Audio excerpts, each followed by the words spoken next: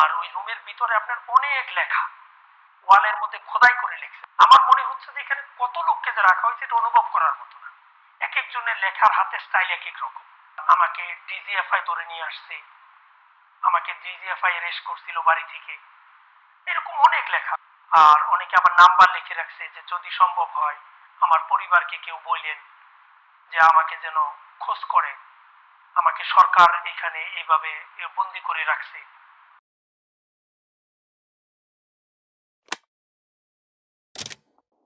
উত্তরে 14 তলা বিল্ডিং, দক্ষিণে ম্যাচ বি, তার মাঝখানে হলো একটা মাঠ, মাঠের মাঝখানে। এর ঠিক পূর্ব পাশে হলো লগরিয়া হেডকোয়ার্টার, স্টেশন হেডকোয়ার্টার এজেন্সির অফিস। পশ্চিম পাশে হলো এমটি শেড, ডিজিএফআই এর এমটি শেড, এবং উত্তর পূর্ব কোণে হলো ডিজিএফআই এর মসজিদ। এই গুম হাউসটার শব্দ নাম হলো আয়নাঘর।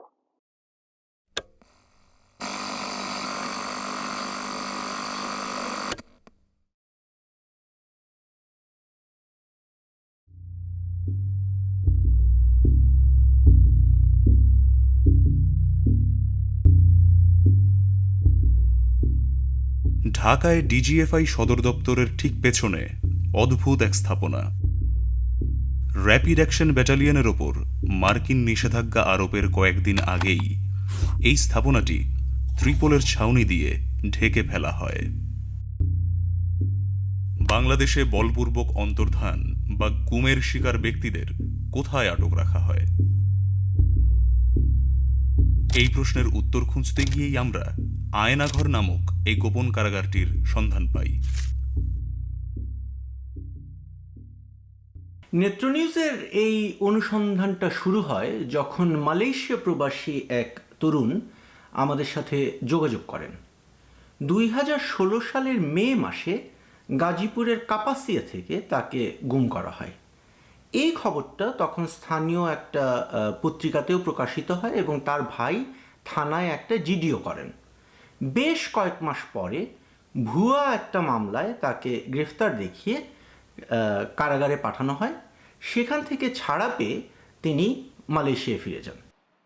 আমি শেখ মোহাম্মদ সেলিম, আমার গ্রামের বাড়ি গাজীপুর কাপাসিয়া 6 নং ওয়ার্ড। আমি মালয়েশিয়ান প্রবাসী। আমি 2008 সাল থেকে মালয়েশিয়াতে কর্মরত ছিলাম। 2015 সালের লাস্টে দিয়ে আমি দেশে যাই বিবাহ করার উদ্দেশ্যে। তো 2016 সালে 29শে মে আমি কাপাসিয়া ব্রাক ব্যাংকের পাশে বডি গ্যারেজে আমাদের গাড়ির বডির কাজ চলতেছিল। আমি এটা পর্যবেক্ষণ করতেছিলাম বিকাল আনুমানিক 4টা থেকে 5টার এরকম সময়। তো হঠাৎ করে 4-5 জন লোক, একটা গাড়ি আসলো, 4-5 জন লোক গাড়ি থেকে নামলো।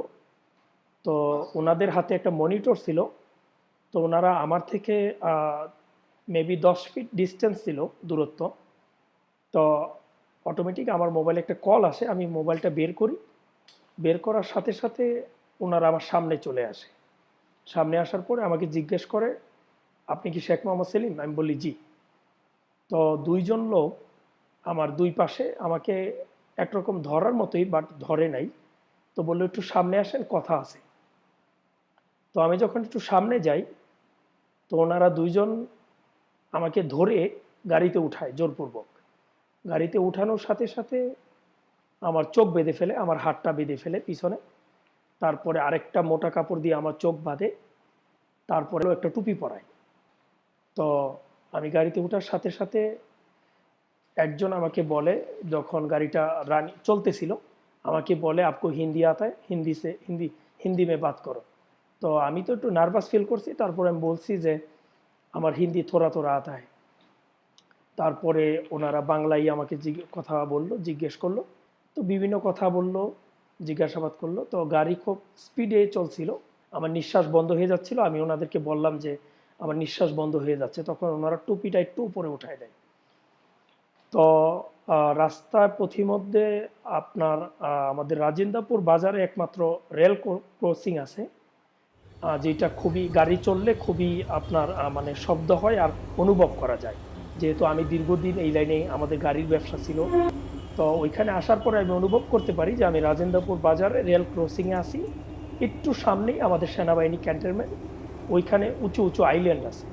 তো ওই আইল্যান্ডে যাওয়ার পরে আমি পুরোপুরি কনফার্ম যে আমি আপনার ক্যান্টনমেন্টের ভিতরে আছি। তো ক্যান্টনমেন্টের মেবি লাস্ট চেকপোস্টে ওই গাড়িটা সিগন্যাল দেওয়া হয়। পিছনে গাড়ি ছিল নাকি ওইটা আমি দেখি নাই, পরে শুনতে পারছিলাম। আমি যখন বের হয়েছি তখন অনেকে বলছিল 2টা গাড়ি ছিল, বাট আমি একটা গাড়ি দেখছিলাম। তো যখন ক্যান্টনমেন্টে গাড়িটা ব্রেক করা হয়, তো সম্ভবত সেনা অফিসার কথা বলতে চাচ্ছিল, বাট ওনারা কথা বলতে রাজি না। পিছনের গাড়ির সাথে হয়তো বা ওনারা কথা বলার পরে আবার গাড়ি রানিং হলো, চলতে থাকলো। তো ওইখান থেকে মেবি 5 মিনিট ডিস্টেন্স, এতটুক জায়গা যাওয়ার পরে আমাকে গাড়ি থেকে নামানো হয়। গাড়ি থেকে নামানোর পরে আরেকটা গাড়িতে উঠানো হয়। শেখ মোহাম্মদ সেলিমের জবানবন্দিটা খুবই গুরুত্বপূর্ণ, কারণ এই প্রথমবার গুম থেকে ফিরে আসা একজন সার্ভাইভার প্রকাশ্যে তার অভিজ্ঞতা নিয়ে কথা বলছেন।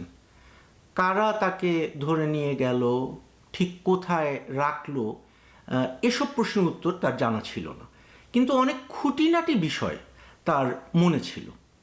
কাপাসিয়া, রাজেন্দ্রপুর, গাজীপুর, ঢাকা, এই রাস্তাটা তার আগে থেকেই খুব পরিচিত ছিল, কারণ তিনি নিজে এক সময় এই রুটে বাস চালাতেন। কাজেই চোখ বাঁধা থাকলেও তিনি অনুমান করতে পারছিলেন গাড়িতে করে তাকে কোন দিকে নিয়ে যাওয়া হচ্ছে। আমার ক্যালকুলেশন অনুযায়ী, আমার ধারণা অনুযায়ী আমাকে হোটেল রেসিডেন্স তা আর নৌবাহিনীর ক্যাম্প, কর্মীতলা হসপিটাল, এই এরিয়ার মধ্যে আমাকে নিয়ে আসছে। আমাকে মেন রুট থেকে সম্ভবত, মানে আমার ওই গাড়িটা যখন ঘুরানো হয় তখন আমি ফিল করতে পারছি ডানে হতো বা বামে যে কোনো একটা জায়গায় ঢুকিয়ে দিল গাড়িটা। তো আমার মনে হয়েছিল যে নৌবাহিনীর ক্যাম্প প্লাস কর্মীতলা হসপিটাল, যে কোনো আশেপাশে। যখন আপনার মেন রোড থেকে ঢুকানো হয়, ওইখানে আমি 2টা আইল্যান্ড ফিল করতে পারি, প্লাস একটা চেকপোস্টও ছিল যেখানে ওনারা গ্লাস একটু নামিয়ে কথা বলে। তো গাড়িটা খুবই স্লোলি চলছিল, মোটামুটি আপনার 10-15 মিনিট গাড়িটা চলার পরে, বা আরও কম সময়, বাট আমি একজ্যাক্টলি ইয়েটা বলতে পারবো না। তো গাড়িটা যে কোনো এক জায়গায় ব্রেক করা হয়। ব্রেক করার পরে আমাকে গাড়ি থেকে নামানো হয়। নামানোর পরে আপনার কেচি গেট বলে আমাদের, যেটা আমাদের বাংলাদেশে কলিপসেবল গেট যেটাকে বলে আর কি, আপনার ওই গেটটা খোলা হয়। তো আমি শব্দ ফিল করতে পারি, যেহেতু আমি দীর্ঘদিন ওয়েল্ডিংয়ের সাইটে জব করেছি মালয়েশিয়াতে। তো ওই দরজাটা খোলা হয়, খোলার পরে সিঁড়ির মতো জায়গা দিয়ে আমাকে একটু নামানো হয়। নামানোর পরে অনেক জায়গা আমাকে ঘুরানো হয়। তো এক জায়গায় নিয়ে আমাকে বসানো হয়। কিছুক্ষণ বসিয়ে রাখার পরে আপনার আমার নাম টাম জিজ্ঞেস করা হয়, আমার প্রেশার মাপা হয়। আমার প্রেশার মাপা আমি তো আর দেখি নাই, বাট ওনারা এখানে আপনার মেডিকেল ইকুইপমেন্ট লাগিয়ে ওনারা চেক করে। সেলিমকে যেখানে নিয়ে যাওয়া হয় সেই জায়গাটার ব্যাপারে বেশ কিছু সূত্র তার এই সাক্ষাৎকারে আছে।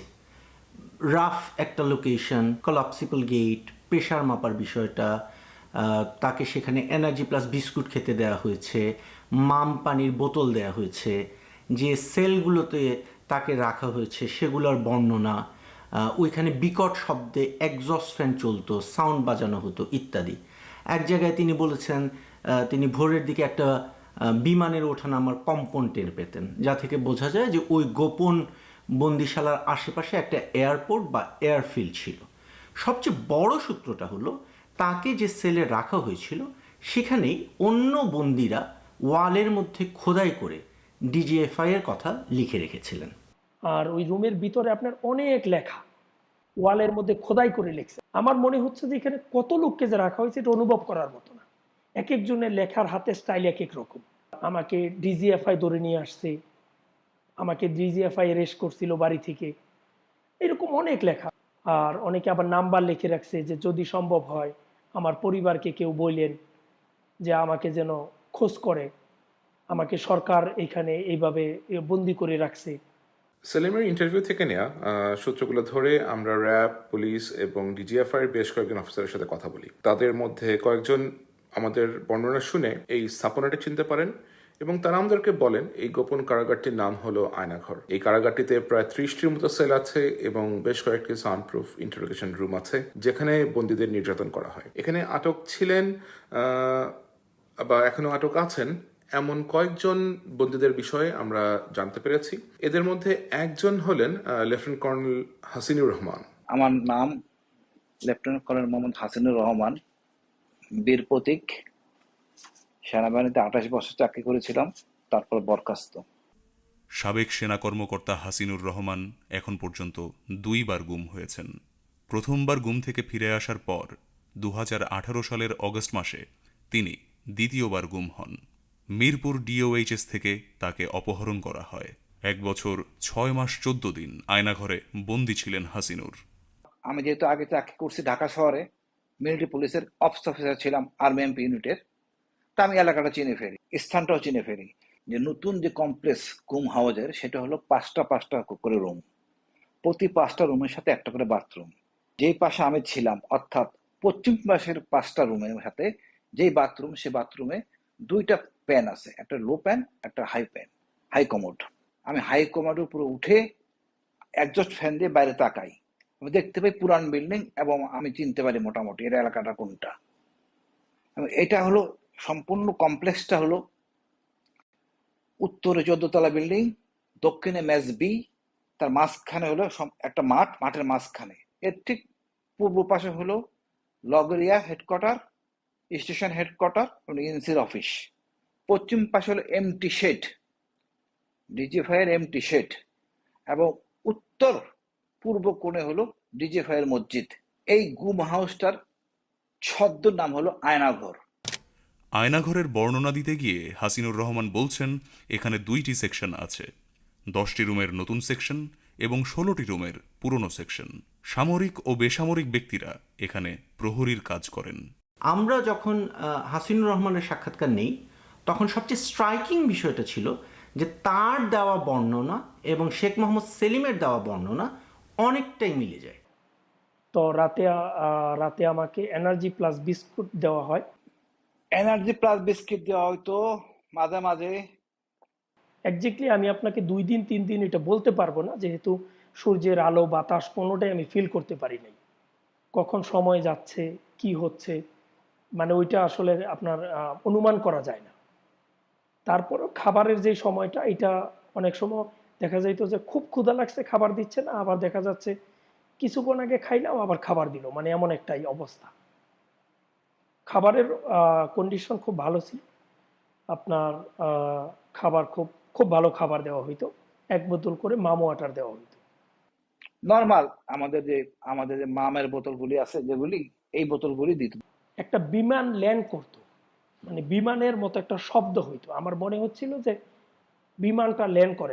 তার সাথে কিন্তু রানওয়ে, যে তেজগাঁও রানওয়ে বলে। তো ওইখানকার নর্মাল রুটিন প্লেন, এয়ারফোর্সের বা আর্মি এভিয়েশনের সেসনাগুলি উদ্যান বা নামার জন্য এই শব্দগুলি শোনা যেত। আর ফ্যান বন্ধ করলে, আপনাকে আরেকটা জিনিস বলি, অনেক লোকের কান্নার শব্দ আসে, কিন্তু ওইটা ফ্যান ছাড়া থাকা অবস্থায় বোঝা যায় না। ফ্যানটা বন্ধ করলে কান্নার শব্দ শুনতে পাই। আর যখন টয়লেটে নিয়ে যায় তখনও ওনাদের কান্নার শব্দ শোনা যায় না। কারণ হলো ওই সময় আপনার ফ্যান বাইরে, আপনার রুম থেকে যখন আমাদেরকে বের করতো চোখ বেঁধে, ওইখানে শব্দটা আরো বিকট হইতো। কোনো কিছু যাতে শোনা না যায় এবং ভিতরে কোনো শব্দটা বাইরে না যায়, এটা বড় একজস্ট ফ্যান ইউজ করে, খুব বড় বড়।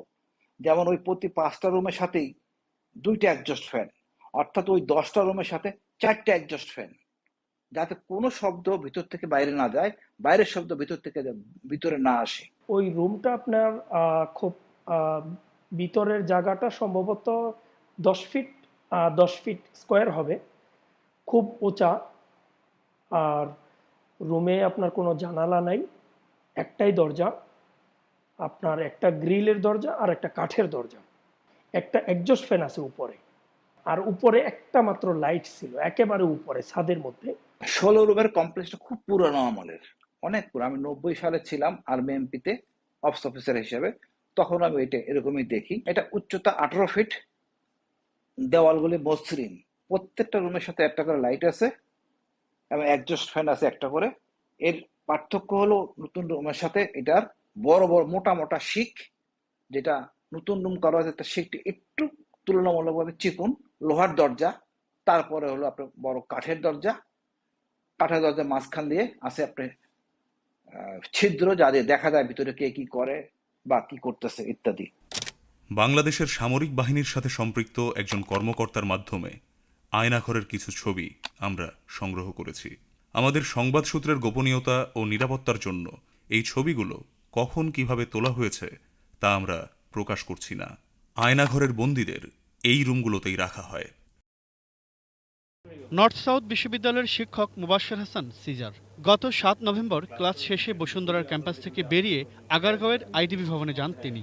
সেখান থেকে বের হবার পর নিখোঁজ হন মুবাশ্বের। সামরিক সূত্রের মাধ্যমে আয়নাঘরের বন্দীদের যে তালিকা আমরা পেয়েছি, সেখানে নর্থ সাউথ বিশ্ববিদ্যালয়ের শিক্ষক মুবাশ্বের হাসানের নাম আছে। তিনি গুম হওয়ার কিছুদিন পর ভারতের দ্য ওয়ার একটি আর্টিকেল প্রকাশ করেছিল, যেখানে বলা হয়েছিল যে ডিজিএফআই তাকে ধরে নিয়ে গেছে। এছাড়াও সাবেক অ্যাম্বাসেডর মারুফ জামান এবং ব্যবসায়ী অনিরুদ্ধ রায়কেও এখানে বন্দী করে রাখা হয়েছিল। আয়নাঘরের বর্তমান বন্দীদের মধ্যে আছেন জামায়াত নেতা মীর কাসেম আলীর ছেলে মীর আহমেদ বিন কাসেম এবং গোলাম আজমের ছেলে আবদুল্লাহিল আমান আজমি। এই দুজনকে নিজের চোখে আয়নাঘরে দেখেছেন এমন কর্মকর্তাদের সাথে আমাদের কথা হয়েছে। Soon after the Holy militant incident, 3 men were picked up in a short period of time in August 2016. The first one was the son of Salahuddin Qaeda Chowdhury. Then there was the son of Amir Qasim Ali. Both of those men had been convicted, or about to be convicted in the International Crimes Tribunal. And the third one was Brigadier General Azmi, who was a son of Ghulam Azam, who'd also been convicted at the International Crimes Tribunal, but hadn't been executed. And in all 3 incidents, there was clear eyewitness testimony to clearly substantiate that they were picked up by law enforcement agencies. And immediately after each of them were picked up, the state agencies refused to acknowledge that they had done that. Effectively, they were secretly detained from the point at which they were detained. They hadn't been formally arrested. They weren't brought before the court. A few months after the 3 men were picked up and their whereabouts remained unknown and they're assumed to have been secretly detained, I managed to speak to a close associate of the Prime Minister, an individual who was in a position to have conversations with the Prime Minister and know about some of these kinds of secret dealings that took place. And he confirmed to me that these 3 men had been picked up by DGFI, a military intelligence agency, and were in secret detention, although he was unclear of exactly the whereabouts of these men right now. But he understood that at some point in time, they had been taken to the military interrogation unit, or he wasn't entirely sure of the exact name, but that's what he said. And they were definitely picked up at the behest of DGFI, having persuaded Sheikh Hasina what he called a cock and bull story, a concocted story, that somehow that these men were involved in militant activities and that they needed to be taken out effectively. সাধারণত এই 10 রুমের জন্য 2 জন লোক duty করে, আর 16 রুমের জন্য 2 জন duty করে। এই ডিউটির কাজ হলো 3 বেলা রুটিন ওয়াইজ বাথরুমে নেওয়া হয়। সকালে সাধারণত ডিউটি শুরু হয়, সকালের ডিউটিটা 4টা থেকে শুরু হয়, 8টা পর্যন্ত 4 ঘন্টা করে ডিউটি করে প্রহরীগুলি। একদিন সকালে, যেহেতু আমি মোটামুটি 10 জনের মধ্যে মোটামুটি একটু সম্মানী লোক, আমাকে ওই বাথরুমে নেবে, তা আমাকে নেওয়ার জন্য নিয়ে গেলেই ইতিমধ্যে বাথরুমের ভিতরে ছিল আরেকজন। তার দরজাটা খোলা হয়, আমি তখন দাঁড়ায় আছি, দাঁড়ায় দেখতেছি দরজাটা খোলা হচ্ছে, এবং ব্রিগেডিয়ার আজমিকে আমি দেখে ফেলি হাই কমান্ডের ওখানে। তখনও তার চোখ বাঁধা হয় নাই, মুখটা খোলা। তখন আমাকে সরে নেওয়া হয়। তা আমার বুঝতে আর বাকি থাকে না যে এখানে ব্রিগেডিয়ার আজমি থাকে। পরবর্তীতে আমি ওখানকার একটা ছেলের সাহায্য নিয়ে সমুদয় ব্যাপারটা বিস্তারিত জানি যে ব্রিগেডিয়ার আজমি ওখানে আছেন। আয়নাঘরে বন্দী ছিলেন এমন আরও 2 জনকে আমরা শনাক্ত করতে পেরেছি। এদের মধ্যে একজন হলেন বাড্ডা লিটন, যার সাথে সেলিমকে একই ঘরে রাখা হয়েছিল। দ্বিতীয়জন হলেন ইংলিশ মিডিয়াম স্কুলের একজন টিচার, যিনি সেলিমের পাশের ঘরে ছিলেন। তৃতীয় আরেকজন হলেন বংশালের যুবদল নেতা সোহেল, যার সাথে সেলিমের কথা হয়েছিল, কিন্তু তাকে আমরা পুরোপুরি শনাক্ত করতে পারিনি। ওই দিনকা খুব মারধর করার পরে আমাকে আর ওই রুমে নিয়ে যাওয়া হয় নাই, আমাকে আপনার আরেকটা রুমে নিয়ে যায়, অনেক দূর হাঁটায় নিয়ে যায়। অনেক দূর হাঁটানোর পর একটা রুমে নিয়ে যায় যেখানে প্রচণ্ড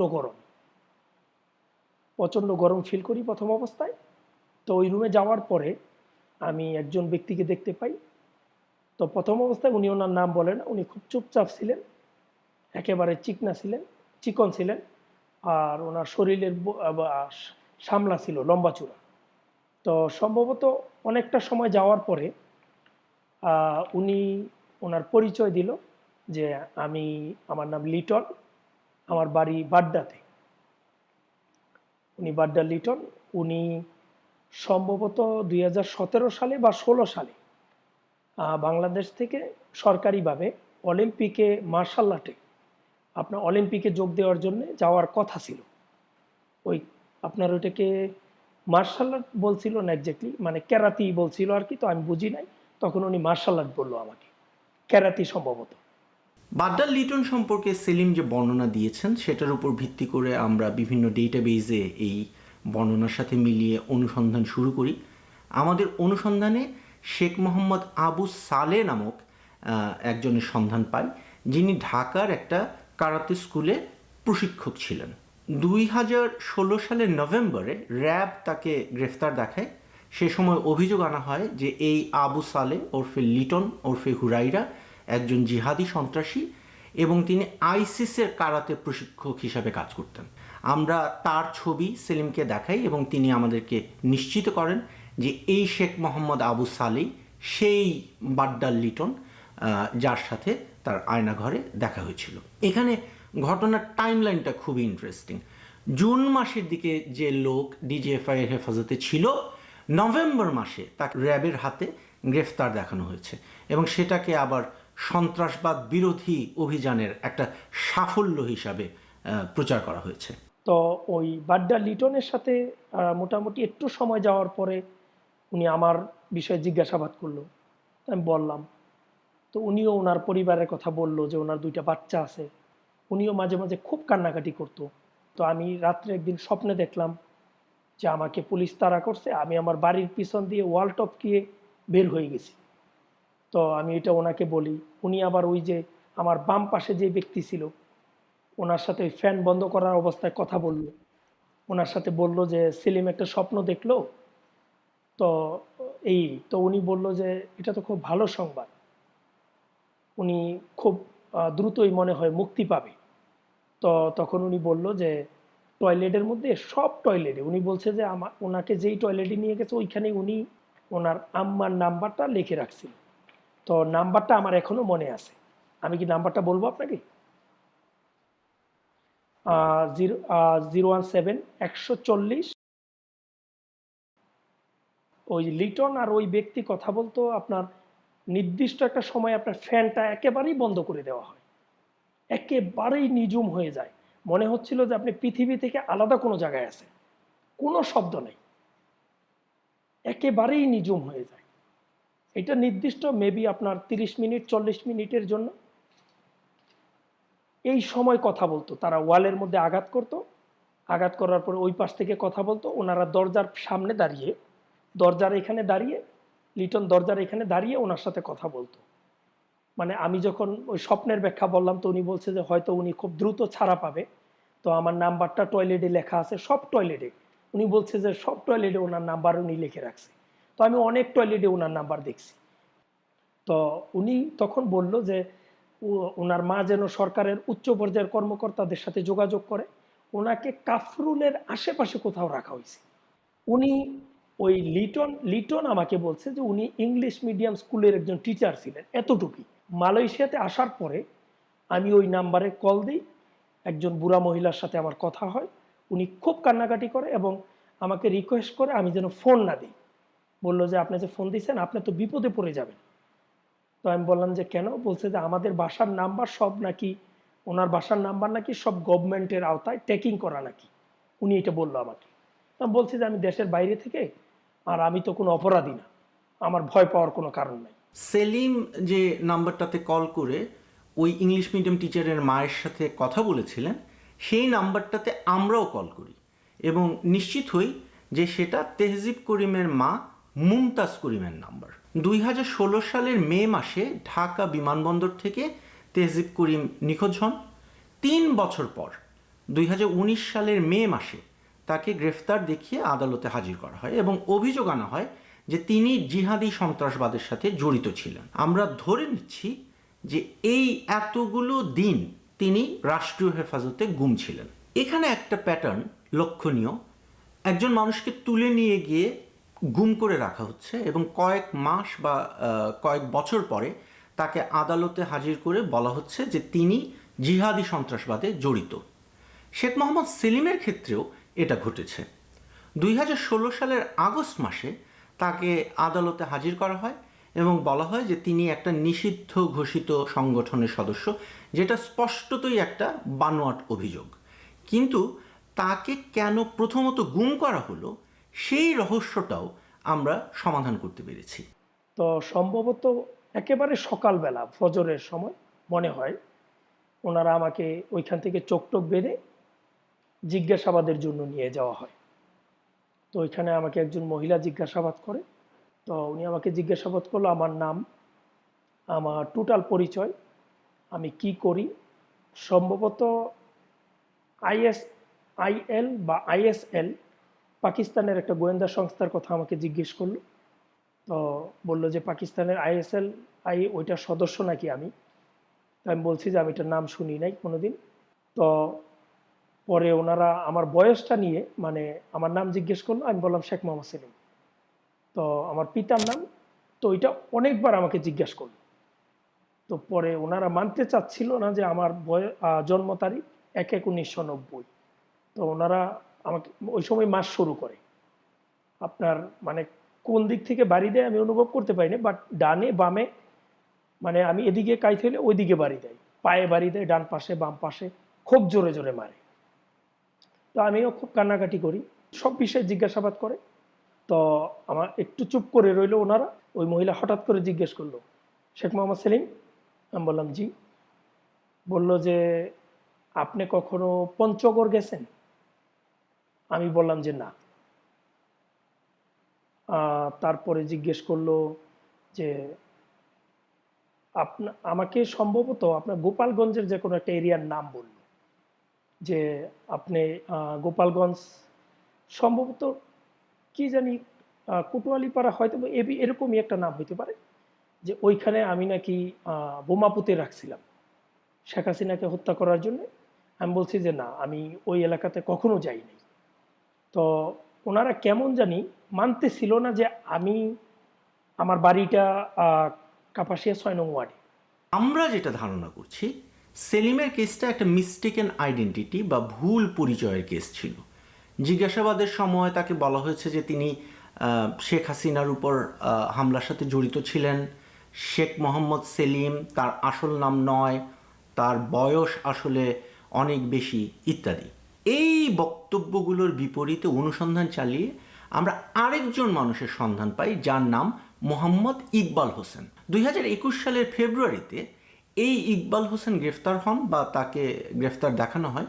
সে সময় র্যাব এবং বিভিন্ন গোয়েন্দা সংস্থা বরাত দিয়ে পত্রপত্রিকার যে রিপোর্টিংয়ে বলা হয় ইকবাল হোসেন হরকাতুল জিহাদের সদস্য এবং তিনি 21শে আগস্টের গ্রেনেড হামলার সাথে জড়িত ছিলেন।